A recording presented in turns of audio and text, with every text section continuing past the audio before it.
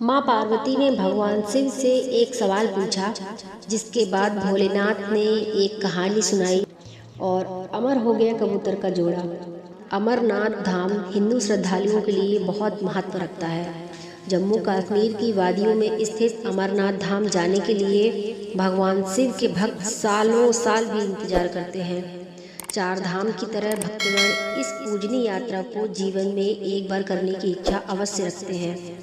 अमरनाथ यात्रा के बारे में कहा जाता है कि भगवान भोले की मर्जी के बिना भक्त यहाँ कभी नहीं पहुँच पाते।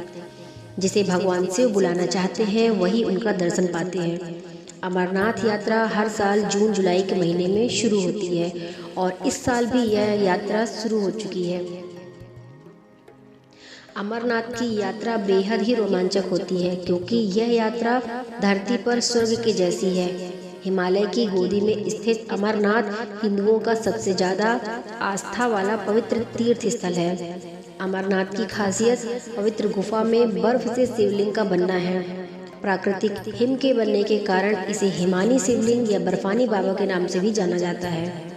एक पौराणिक कथा के अनुसार जब देवी पार्वती ने भगवान शिव से अमृत के रहस्य को प्रकट करने के लिए कहा, जो वे उनसे लंबे समय से छुपा रहे थे, तो यह रहस्य बताने के लिए भगवान शिव पार्वती को हिमालय की इस गुफा में ले गए, ताकि उनका यह रहस्य कोई और न सुन पाए। और यही भगवान शिव ने देवी पार्वती को अमृत का रहस्य बताया।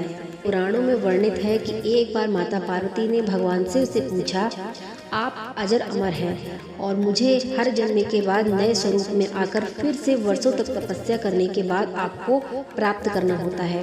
मेरी इतनी कठोर परीक्षा क्यों लेते हैं आप?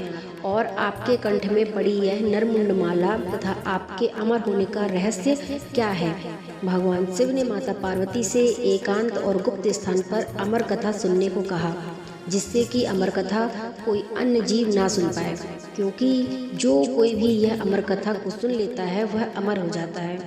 पुराणों के मुताबिक शिव ने पार्वती को इसी परम पावन अमरनाथ की गुफा में अपनी साधना की अमर कथा सुनाई, जिसे हम अमृत कहते हैं कि भगवान भोलेनाथ ने अपनी सवारी नंदी को पहलगाम में छोड़ दिया, जटाओं से चंद्रमा को चंदनवाड़ी में अलग कर दिया और गंगा जी को पंचतरणी में तथा कंठाभूषण सर्पों को शेषनाग पर छोड़ दिया।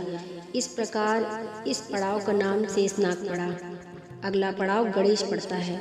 इस स्थान पर बाबा ने अपने पुत्र गणेश को भी छोड़ दिया था, जिसको महागुणा का पर्वत भी कहा जाता है।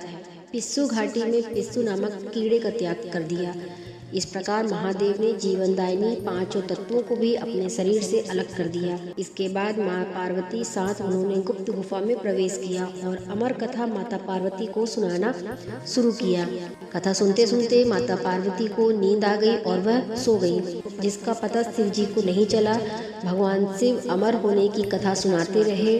उस समय दो सफ़ेद कबूतर शिव जी की कथा सुन रहे थे और बीच बीच में गूं गूं की आवाज़ निकाल रहे थे। भगवान शिव को लगा कि माता पार्वती कथा सुन रही हैं और बीच बीच में हुंकार भर रही हैं।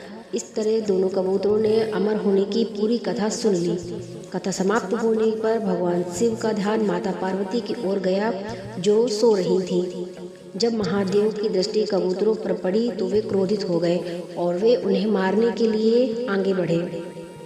इस पर कबूतरों ने भगवान शिव से कहा कि हे प्रभु, हमने आपसे अमर होने की कथा सुनी है। यदि आप ही हमें मार देंगे तो अमर होने की यह कथा झूठी हो जाएगी। इस पर भगवान शिव ने कबूतरों को जीवित छोड़ दिया और उन्हें आशीर्वाद दिया कि तुम सदैव इस स्थान पर शिव पार्वती के प्रतीक चिन्ह के रूप में निवास करोगे। तब से यह कबूतर का जोड़ा अजर और अमर हो गया। ऐसा कहते हैं कि आज भी इन दोनों कबूतरों को दर्शन भक्तों को यहाँ प्राप्त होते हैं और इस तरह से यह गुफा अमर कथा की साक्षी हो गई और इसका नाम अमरनाथ की गुफा के नाम से प्रसिद्ध हुआ। मित्रों, आपको अमरनाथ गुफा की कथा कैसी लगी ये आप हमें कमेंट सेक्शन में ज़रूर बताएं और हमारे चैनल PT स्पिरिचुअल स्टोरी को सब्सक्राइब करके बेल आइकन प्रेस कर दें। धन्यवाद।